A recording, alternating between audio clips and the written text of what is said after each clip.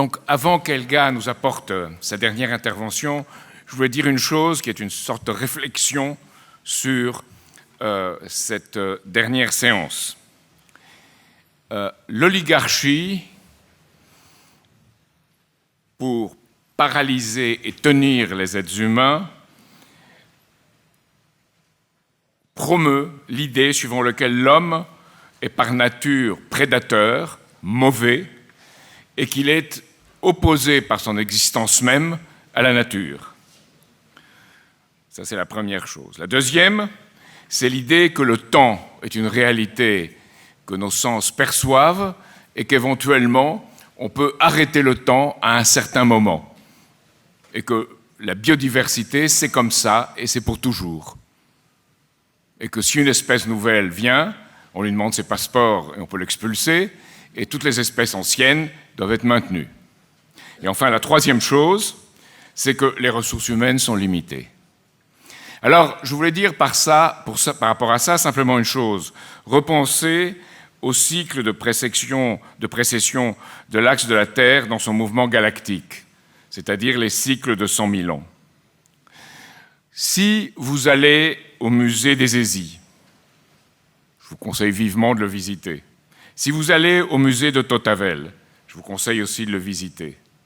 Il y a sur les murs de l'un et dans les salles de l'autre une idée de ce qui s'est passé depuis 500 000 ans.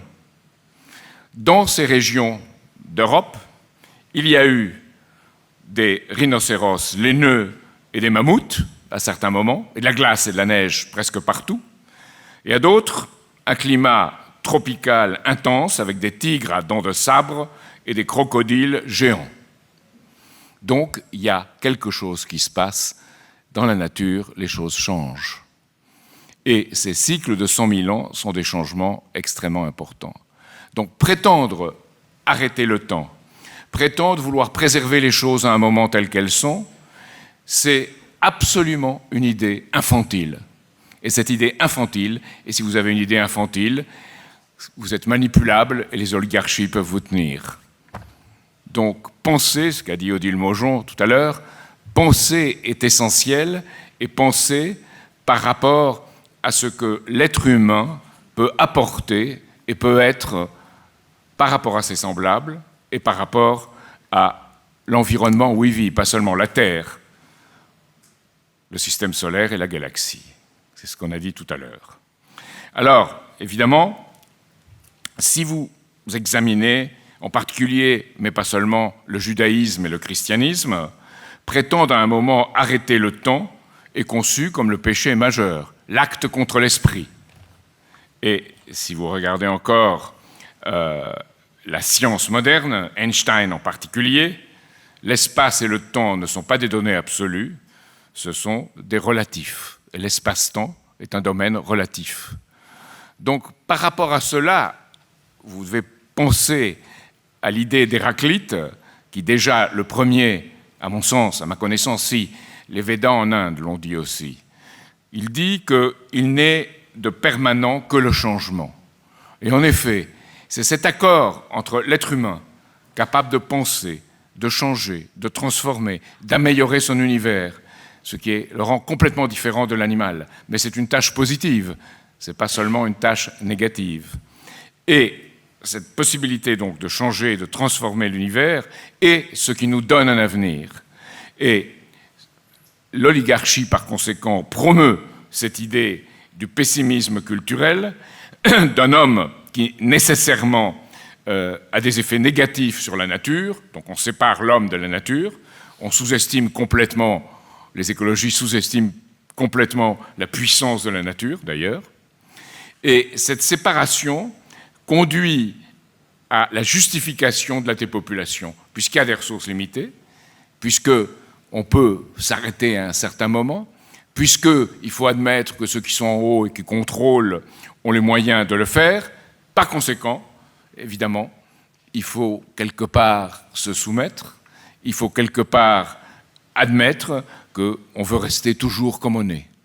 Et si vous regardez nos sociétés européennes, dans tout ce qui a été dit, il y a une chose très caractéristique qui est le reflet de cela, en dehors de l'effondrement de la culture, ce dont Helga va parler, et la manière de le surmonter. Il y en a une autre, c'est l'abstention électorale. C'est-à-dire que les êtres humains s'abstiennent, n'interviennent plus comme citoyens dans la politique, et l'oligarchie s'en félicite absolument. Et elle espère que dans un pays comme la France, il y ait en 2017, dans la perspective jusque là-bas, il y ait Nicolas Sarkozy, Marine Le Pen et François Hollande. Donc une sorte de gel du temps qui est vraiment ce contre quoi nous devons nous mobiliser. Ce dont je vous ai parlé, ces trois personnages ne sont qu'un tout petit reflet sur le mur de la caverne, mais le vrai défi, c'est de parvenir à trouver en nous-mêmes les ressources de penser de façon créatrice et d'aller marcher dans l'inconnu, avec à la fois ces deux qualités que peuvent avoir les astronautes. Les astronautes rencontrent nécessairement du nouveau, les cosmonautes ou les taïkonautes rencontrent nécessairement du nouveau, et pour vivre, ils doivent inventer des choses nouvelles. Et une des importances de l'espace, de cet impératif extraterrestre, c'est qu'il force de découvrir et de connaître, et que ceux qui iront auront à la fois la plus haute compétence dans le domaine de la physique et de la connaissance et de la culture, et en même temps la plus haute compétence dans le domaine manuel. Et nous trouvons là cet avenir qui est l'avenir de l'humanité, et qui est d'aller voir ailleurs pour l'intérêt de tous et pour le développement mutuel. Donc je crois que c'est de cette façon qu'on doit voir en particulier cette dernière séance, et que notre avenir, dans ce cas-là, oui, il est dans la domination des processus qui ont lieu dans la galaxie et dans le système solaire, depuis la Terre, sans nécessairement avoir l'idée d'une épopée hollywoodienne dans laquelle on irait ailleurs en trouvant les mêmes conditions. Les conditions sont extrêmement différentes, et la capacité de l'être humain de les voir et de les comprendre, les radiations, les vents solaires, les radiations galactiques, c'est ce qui définit l'être humain. Et je pense que, encore plus profondément, si, et c'est qu'une image, mais si Einstein n'avait pas joué du violon quelques heures ou au moins 1h30 par jour, il n'aurait pas été le grand scientifique qu'il a été, et le plus important du XXe siècle, avec, je dirais, quelques autres, mais le plus important aux États-Unis, et on jouait le rôle le plus important aux États-Unis. Donc, de ce point de vue-là, je veux dire à Helga de conclure pour nous, et d'aller dans ce domaine de la culture, qui est la chose fondamentale, avec on doit vivre chaque jour, chaque matin quand on se réveille, et chaque soir quand on se couche. Merci.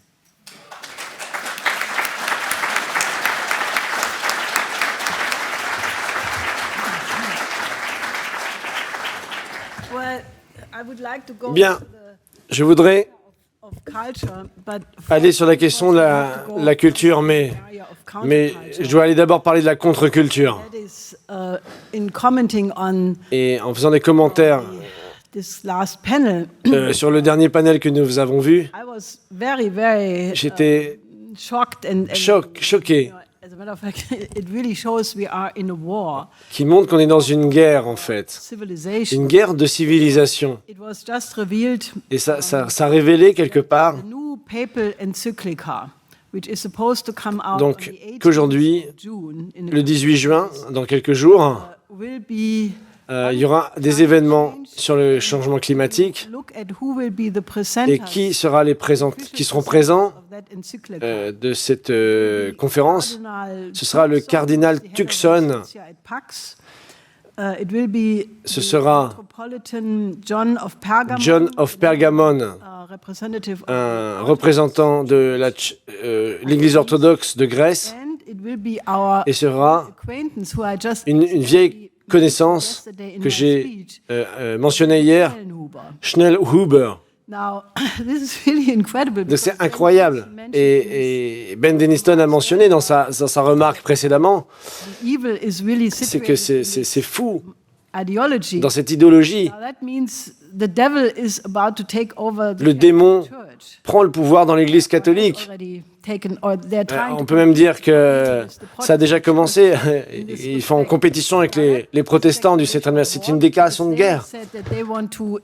Puisqu'il a influencé justement toutes les conférences qui ont lieu, dont celle-ci qui est très importante. Et une autre conférence sur le financement du développement qui aura lieu à Addis Abeba en Éthiopie.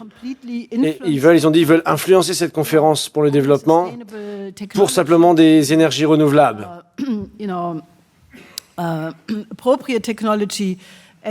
Et vous devez comprendre, je pense, que notre combat, en fait, qui remonte à 40 ans et même plus, en fait, finalement, parce qu'on avait une conception positive. Moi, j'ai rejoint cette organisation quand, en 1971, qui m'a amené en Afrique, et en Malaisie, en Thaïlande, en Chine, au moment de la révolution culturelle d'ailleurs. Et j'ai même pu passer quelques jours justement dans certaines villes en Afrique et plus de temps en Chine à l'époque. Et je suis revenu de ce voyage. Et j'étais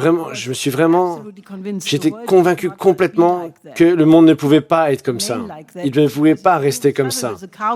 Quand vous voyagez sur un cargo, vous avez une vision différente complètement que si vous avez justement avec les grosses croisières, votre jet set, les petits cocktails et l'hôtel 5 étoiles. Et vous voyez rien du tout.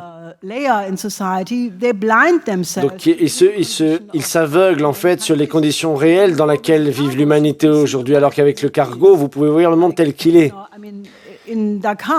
À Dakar, par exemple, au Sénégal, et je me suis levé, j'étais à 6 heures du matin, il y avait 20 personnes. Des Sénégalais grands, costauds, vraiment plus grands que moi, qui étaient vraiment là. Et ils essayaient de me vendre des petites choses, j'avais pas d'argent. J'étais étudiante à l'époque, je pouvais pas l'acheter. Et je n'arrivais pas à les convaincre que c'était futile.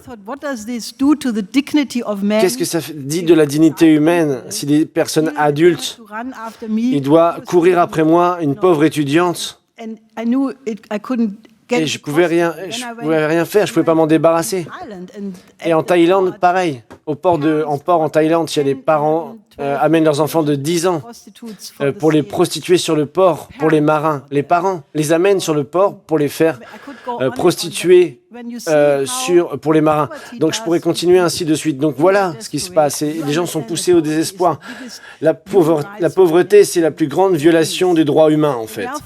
Et donc, et j'ai joint cette organisation parce que j'ai rencontré M. Larouche à l'époque. Il avait cette idée du projet de développer les pays en développement et il travaillait sur des plans de développement pour l'Afrique à l'époque, dont on a publié d'ailleurs un livre en 1976.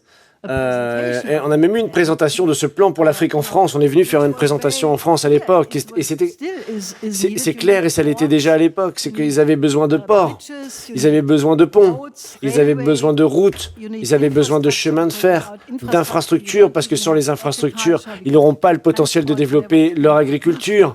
Et quand ils produisent de l'alimentation, ils ne peuvent pas la stocker et la transporter pour les vendre. Et c'est tellement facile de faire, s'il y avait une volonté politique de faire ces projets. Et donc, on est là aujourd'hui, bien plus tard. Et c'est une guerre entre notre organisation et nous avons travaillé avec Indira Gandhi, on a travaillé avec Lopez Portillo sur des projets de plan pour le Mexique.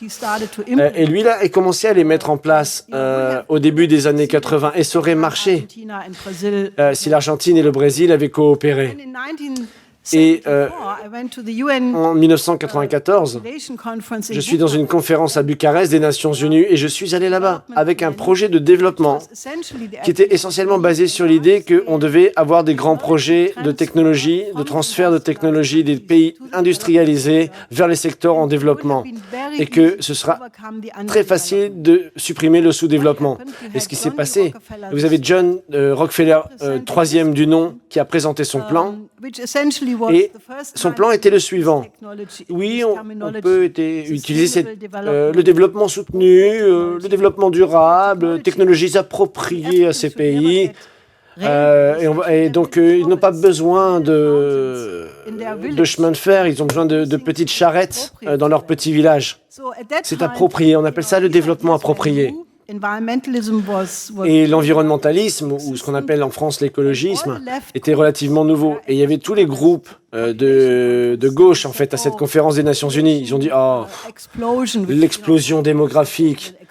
Il avait dit, Rockefeller avait dit qu'il y avait une explosion démographique, qu'il fallait réduire tout ça. Et tous les groupes de gauche, ils ont dit « Oui, ah oui, la bombe démographique est le bébé de Rockefeller. » Et je suis intervenu d'ailleurs à ces conférences. Je dis « Mais les conséquences de ce que vous discutez ici, c'est pire que ce qu'a fait Adolf Hitler en Allemagne. » Et c'était exactement vrai. Parce que si vous comptez aujourd'hui le nombre de gens qui sont morts en conséquence justement de leur refuser l'accès à la technologie par les politiques de conditions imposées par le FMI, et j'ai calculé, on arrive à plusieurs centaines de millions d'êtres humains. Donc on est aujourd'hui dans une situation où ce Schnell Huber, qui est commandeur de l'ordre de l'Empire britannique, officiellement, qui est psychologiquement une personne complètement difficile pour utiliser un langage diplomatique. Aujourd'hui, il est en train d'influencer l'Église catholique pour une décarbonisation de l'économie mondiale. Et nous combattons cela. Nous combattons ce qu'il a présenté au gouvernement allemand, car ça voudra dire détruire toutes les énergies fossiles, l'énergie nucléaire, tout ça ensemble. Et si on va simplement avec les énergies renouvelables, le vent, le solaire, etc., vous arrivez à des capacités de développement de la population qui atteignent au maximum 1 milliard d'êtres humains à l'échelle de la planète. Et on a étudié ça très en détail, ce mouvement pour la croissance zéro, déjà dans les années 70. Et il y avait des gens qui disaient, bon, mais comment on va réduire la population?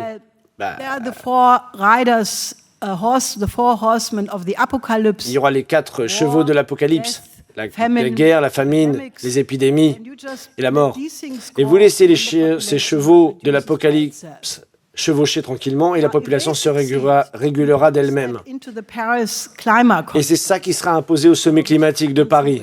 Mais il y aura une tentative très importante pour vous faire passer ce message. Donc, de transformer ces institutions en institutions de génocide à l'échelle planétaire. Donc, on doit vraiment combattre par tous les moyens possibles aujourd'hui. C'est une forme de nazisme, de fascisme, écofascisme, comment vous pouvez l'appeler. Et c'est exactement ça. Donc, je pense qu'on doit vraiment mobiliser dans tous les pays du monde pour bloquer cet événement. Et je pense que le panel de cet après-midi nous a donné des munitions très importantes, que ces gens sont des fraudeurs. Les scientifiques, si vous vous rappelez, les vieux enregistrements avec un petit chien, un gramophone, ils chantent la chanson de ceux qui les nourrissent. Ce ne sont pas des scientifiques. Et ça a toujours été. Ceux qui ont essayé de détruire l'influence de Leibniz, de l'Académie de Berlin, par exemple. Il y avait des combats, en fait, quelque part scientifiques. Et ceux qui perdaient le combat contre Leibniz étaient promus pour justement détruire sa pensée. Il y avait Kessner, Lessing, ils sont combattus explicitement contre tout ça. C'est toujours la méthode de l'oligarchie, de faire la promotion des menteurs. Et tous les scientifiques aujourd'hui sont pas des scientifiques. Ils sont achetés, en fait, ils sont loués pour donner des thèses. Ils utilisent un langage vert, mais avec leurs petits projets, ils font des petites recherches, ils ont des avantages financiers. Et la corruption de l'esprit, en fait, aujourd'hui, est impressionnante. Comment tout cela peut fonctionner? Pourquoi on est au bord d'une guerre aujourd'hui? Pourquoi? Parce que les gens sont trop stupides et ils vont croire au groupe. Et ceux qui ne pensent pas dans le groupe, eh ben, ils sont, si vous n'êtes pas pro-américain, pro-britannique, vous ne pensez même pas, en fait, que ça pourrait être différent. Et je peux juste simplement vous lancer un défi, si vous avez un défi sur ce qui a été dit aujourd'hui au bord d'une 3e guerre mondiale. Si vous avez un peu de respect pour votre esprit, ne rejetez pas l'idée, vous allez chez vous, vous travaillez à la maison. puisque vous n'avez pas encore étudié suffisamment pour le comprendre et d'avoir une conclusion personnelle. Vous êtes simplement intellectuellement paresseux. J'ai fait le boulot.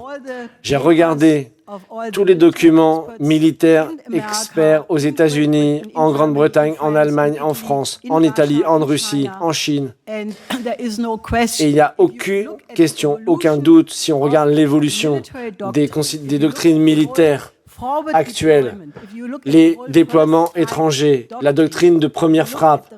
Si vous regardez à la réaction des Russes et la réaction chinoise, si vous n'arrivez pas à la conclusion qu'on est au bord d'une troisième guerre mondiale, je suis désolé que vous êtes un intellectuel paresseux ou pire. Et si vous êtes sérieux, vous devez arriver à cette conclusion. Et si vous arrivez à cette conclusion, vous devez sortir de vos habitudes. Vous devez faire quelque chose pour sauver la civilisation.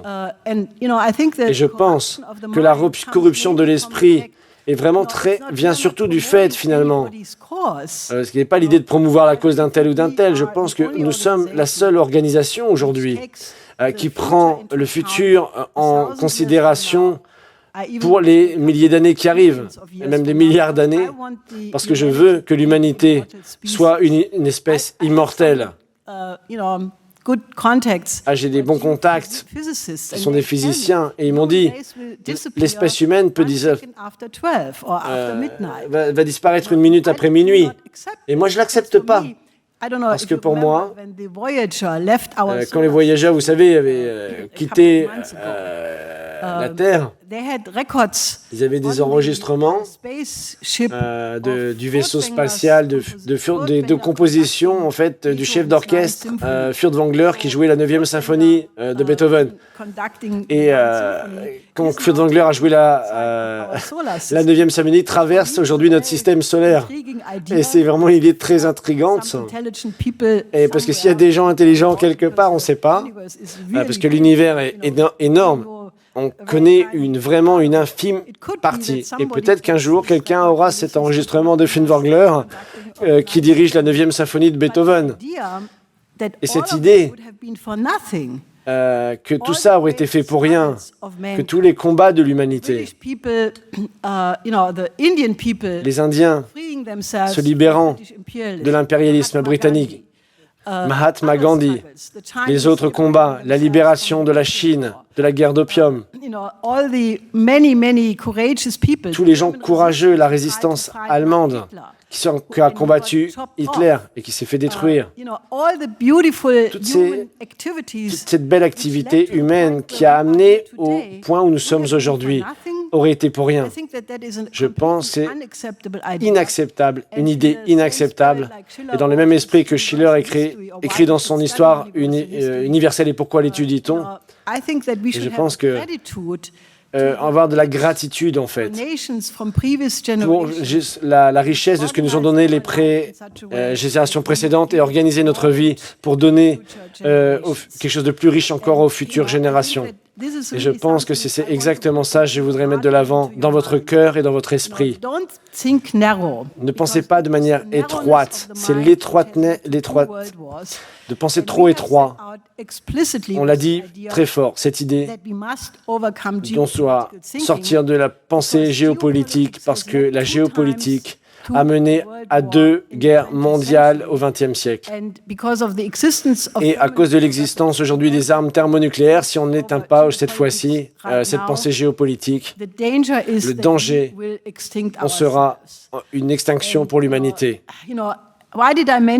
Et pourquoi j'ai mentionné hier dans ma remarque la différence entre rationalité et intelligence.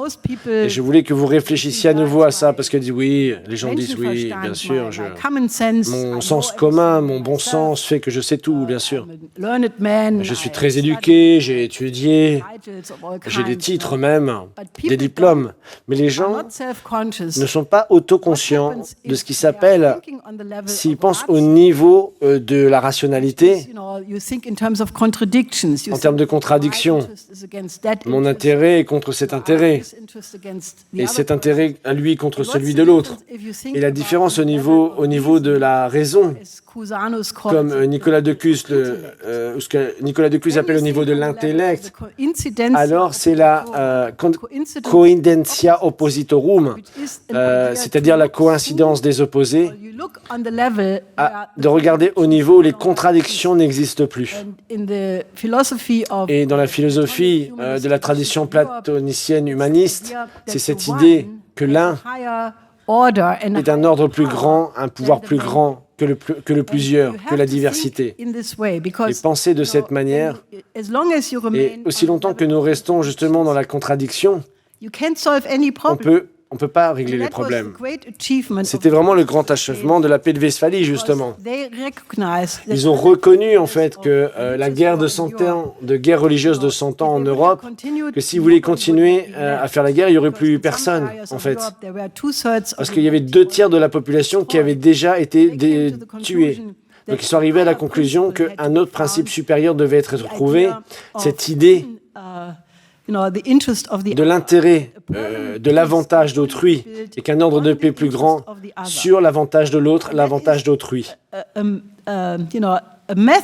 Et cette méthode de pensée que vous pouvez appliquer à chaque champ de connaissances, faire de nouvelles découvertes en science, si vous ne pouvez pas faire des hypothèses sur ce qui est l'étape nécessaire dans l'inconnu à venir.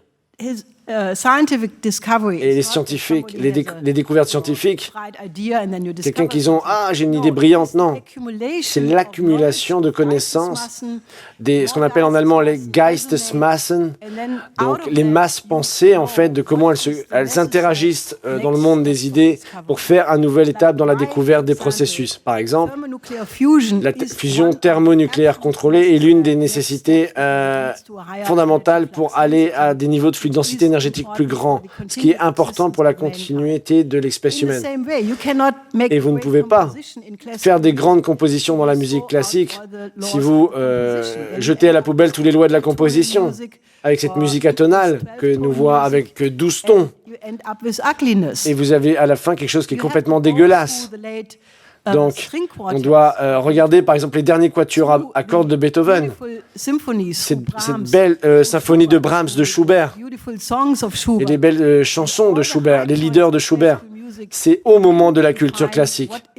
Et regardez quelle est l'étape suivante de composition. On doit respecter les règles de développement de manière légitime. Et en ce sens, je pense que l'humanité a atteint un point que je ne pense pas qu'on va sortir de cette crise. On est dans une crise pas possible.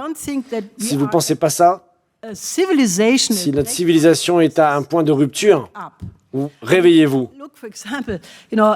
Regardez, par exemple, certains pays ont plein de jeunes, comme Modi en Inde. Il a dit pourquoi l'Inde aura un beau futur, c'est parce qu'il y a des jeunes partout. Et si ces jeunes aujourd'hui sont éduqués, ils pourront être les possibilités d'exporter en fait.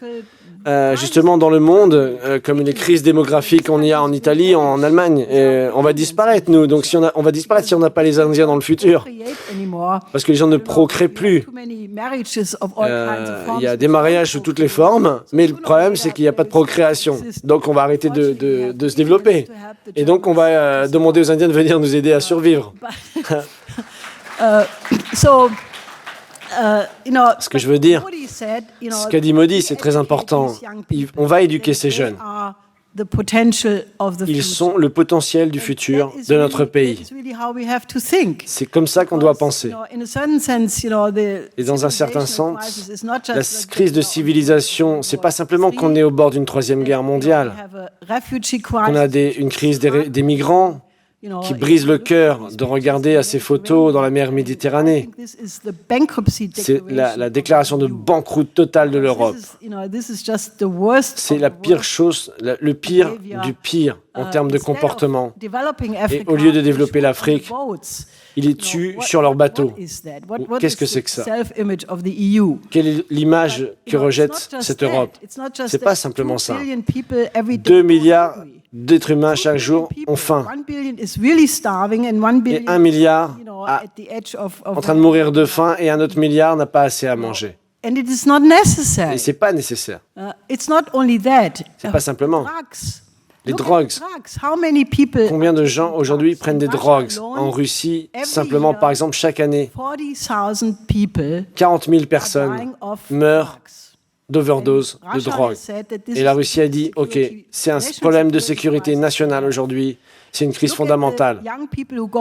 Regardez les gens qui vont dans les clubs disco, tous les jeunes, 85%, et tous ils prennent des drogues.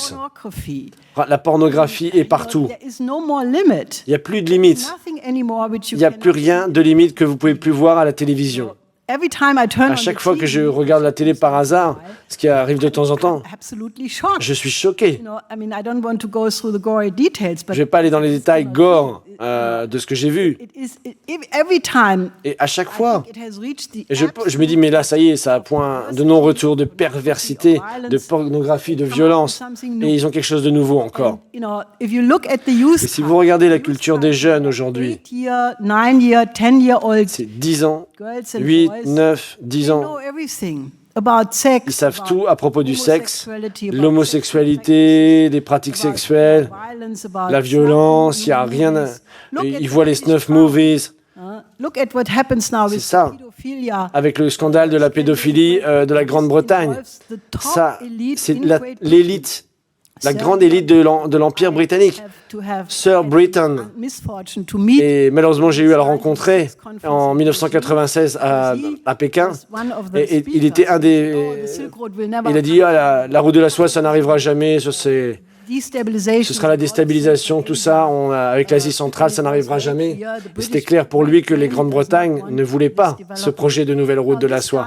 Et ce mec-là, lui, Lord Britain, un lord. Aujourd'hui, il va brûler en enfer.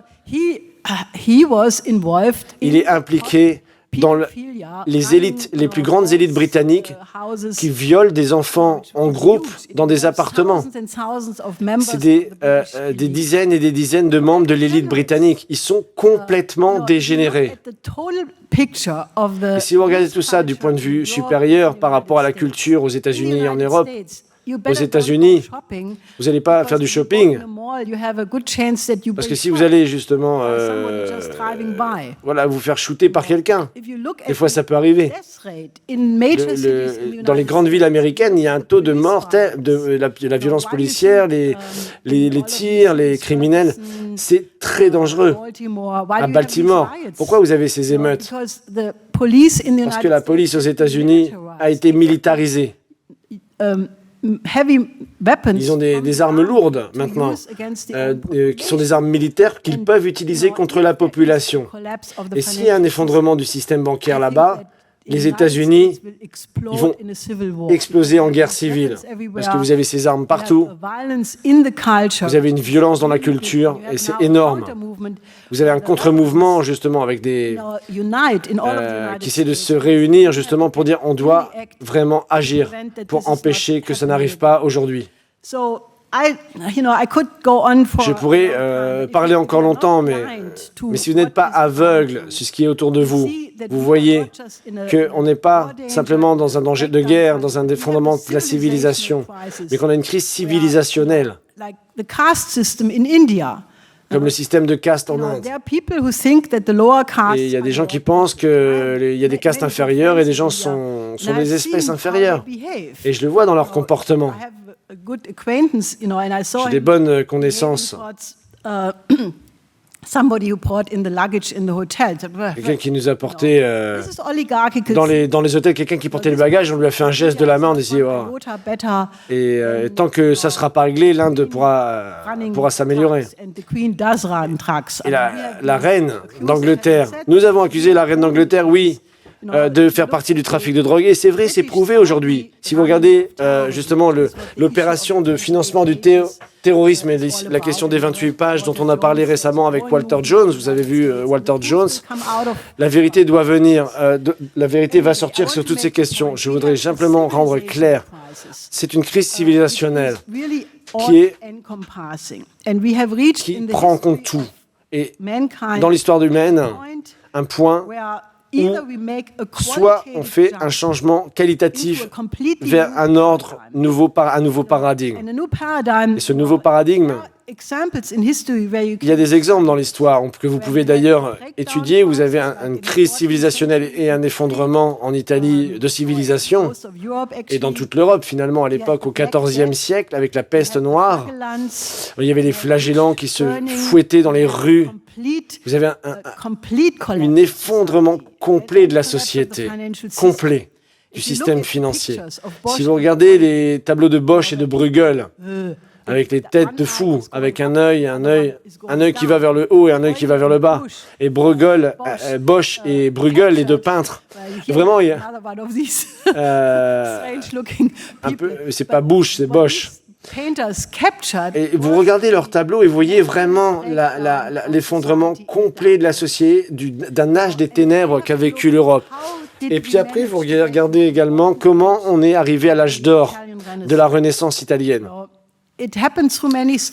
Il arrive à travers plusieurs étapes, certes, avec Dante Alighieri, avec Pétrarque, tout un mouvement autour de ça, d'humanistes, qui ont commencé à faire la collection des grands penseurs du passé, en particulier dans les Grecs classiques.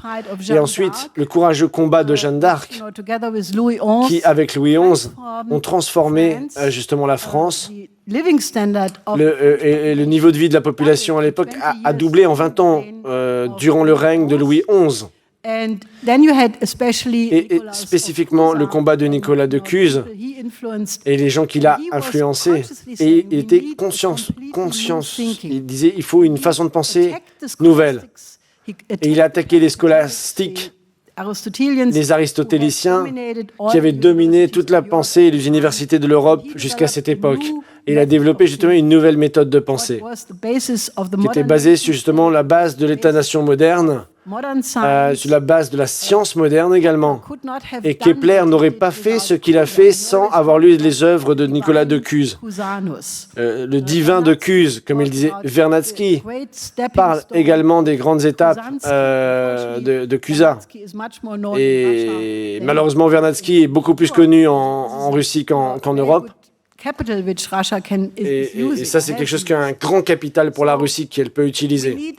On a besoin d'une rupture, une nouvelle méthode de pensée qui n'est pas définie par les conflits présents entre les nations, parmi les conflits ethniques, géographiques, tout ça, définir l'humanité comme un tout, comment nous survivons en tant qu'espèce dans le futur. Et si vous commencez à définir ça de votre point de vue-là, tous les conflits peuvent être résolus.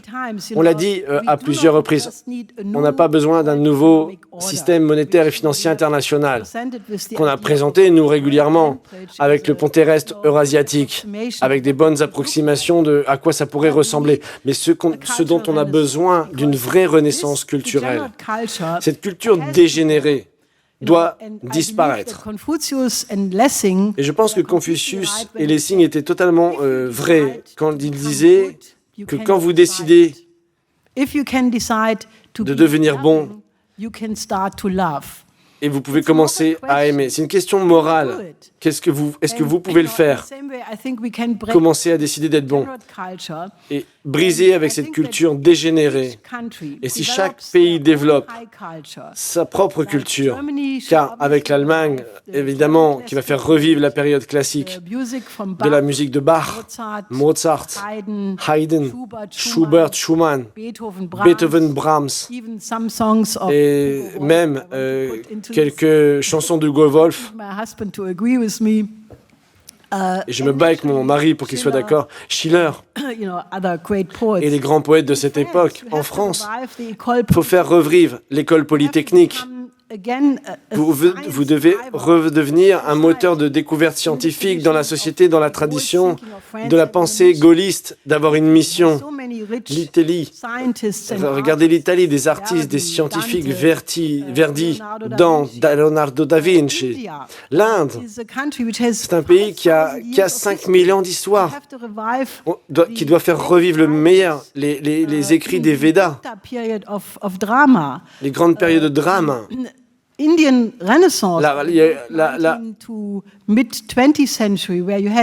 une renaissance en Inde où il y a eu justement des penseurs et des poètes, Tagore par exemple, au début du XXe siècle, et beaucoup d'autres. C'est une période très intéressante.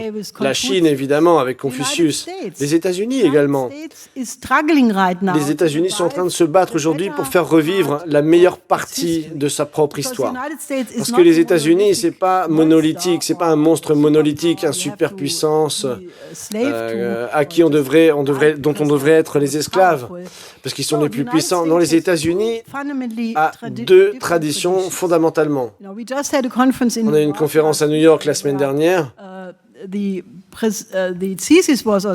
Et c'était justement, il y a des faits historiques qui ont été présentés, justement, que sur la vraie construction des États-Unis, c'était de dépasser la question de l'esclavage. C'était la question fondamentale des pères fondateurs. Est-ce qu'ils seront la force dominante, ceux qui vont combattre l'esclavagiste ou ceux qui vont faire des compromis avec les esclavagistes? Il y avait un combat terrible parce que les esclavagistes étaient soutenus par l'Empire britannique.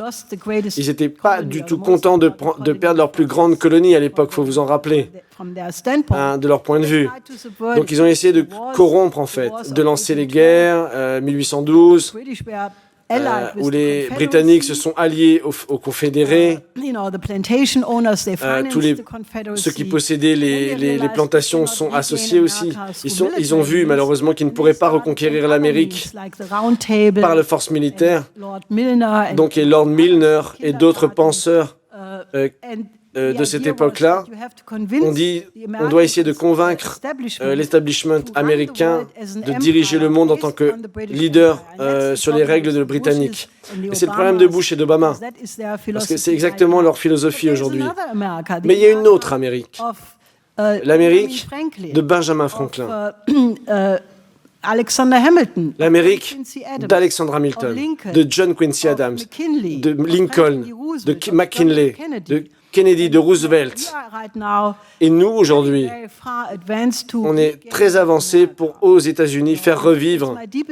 C'est ma conviction la plus profonde que sans ça, il n'y aura pas de solution à la crise mondiale. Malheureusement, vous avez évidemment un mouvement croissant de démocrates et même certains républicains, comme vous avez vu avec Walter Jones, par exemple, des républicains qui sont décents comme êtres humains. Et je pense, si on avait un seul congressiste comme ça en Allemagne, un seul parlementaire comme Walter Jones, parce que c'est un homme intègre, il est complètement dévoué à ses administrés. Il n'y a rien de mauvais en lui. Donc l'Amérique doit redevenir une république, avoir une politique étrangère comme celle que proposait John Quincy Adams, avoir une alliance de nations souveraines, de parfaites nations souveraines. Voilà ce que sera la chose. Et il n'y aura pas de problème dans le monde, parce qu'avec ça, tout le monde sera content. Et je pourrais trouver dans toutes les nations un passé, une période glorieuse, et vous le savez probablement vous-même, et retourner à ces points importants de chaque culture et les faire revivre, et faire cette renaissance tant attendue. Ce sera comme les autres renaissances, on va faire revivre ce qui était beau dans le passé, et ensuite, ce sera la nourriture pour créer qui sera encore plus beau pour le futur. Et je pense que c'est la tâche qu'on a devant nous, chacun d'entre nous. Et je voudrais que vous tous, vous rejoigniez notre mouvement. C'est une mission noble pour votre vie et c'est nécessaire.